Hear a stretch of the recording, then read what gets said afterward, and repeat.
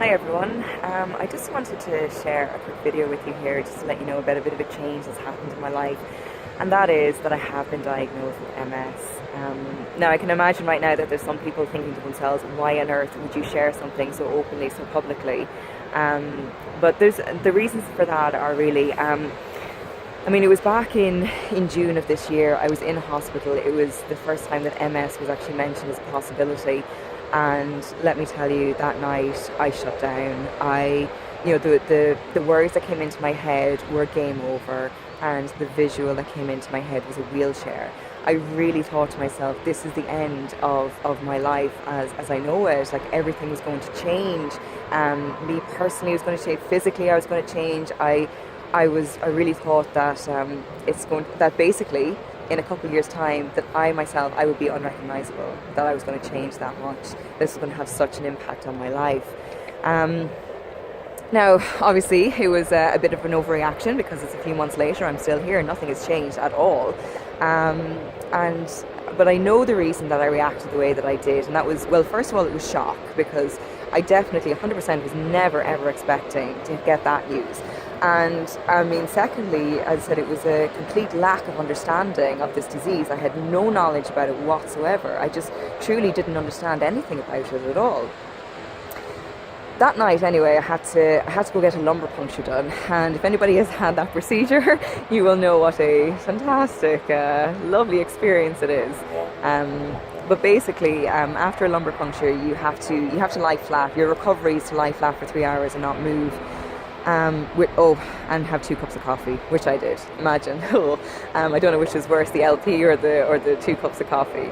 But 3 hours lying flat with nothing but your thoughts, it's a long time. And during that time I was able to calm myself down. I was able to think about it rationally, or just to try and calm myself to thinking, okay, you don't know anything about this, so maybe find out more about it before you continue your freak out. And from that then, I met with the neurology team, and that's when I really started to find out so much more about it, and it really was such an eye-opener. Really your life doesn't change at all. It just, you might have these episodes every now and again, and they might slow you down the odd time, but really it doesn't change. And I suppose that's kind of my message out there, is to let people know that yes, I have this disease, but it's not stopping me, it's not changing me, or changing anything within my life.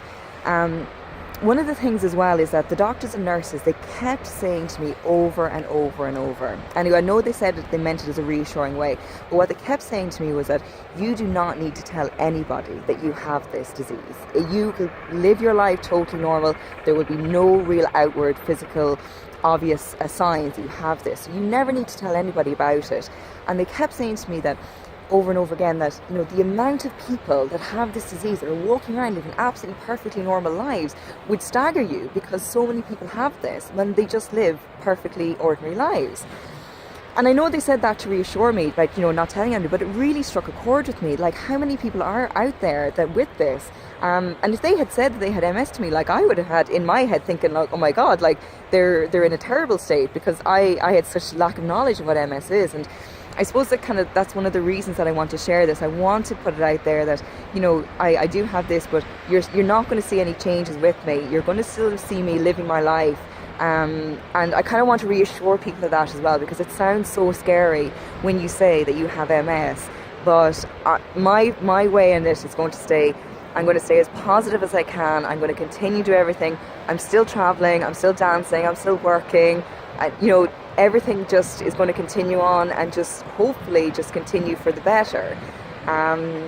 It's a big change. God, I wish it didn't happen. But it has, and I think you just need to be able to come to terms with it, and to be able to put yourself out there and say, well, okay, this is how I'm going to live my life with it. And if I could even help somebody with this by sharing this so publicly, that would be amazing. But I suppose one of the main things is that I don't want to hide this. As of right now, I have this for life. As of right now, but we live in a great age, so who knows what can happen. But as of right now, yes, I do have this for the rest of my life. So I don't see the reason to keep this to myself.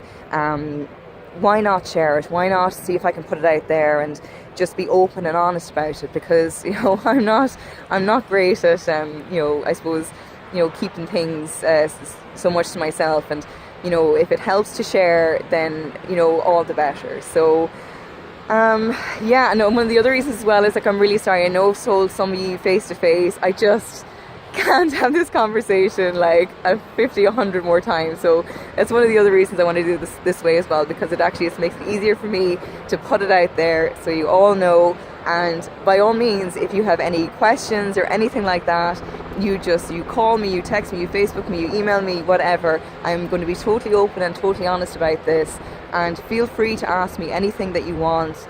But hopefully that this is just the start.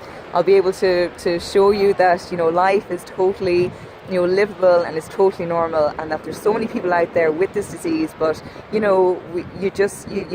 move on and you just continue on with your life. So I mean, and to be perfectly honest, yeah, I mean, it was first mentioned as a possibility in June. I got the official diagnosis only 4 weeks ago, so I have had a lot of time to process it. I've been prepared for it. I know some of you are probably quite shocked at this now. And I am only at the beginning stages of it. Like, who knows what it's going to be? Yes, I could have my bad times, but I'm hoping to show, like, I'm prepared to show, like, the brutal honesty of this. But I'm hoping that it's all going to be the positives that I can show you. So yeah, that's really all kind of I wanted to share with you. By all means, pick up the phone, give me a shout, give me a text if you have any questions. As I said, this is not going to be a secret. This is me. I can't keep things to myself anyway. I want to share it. I want to be open about it.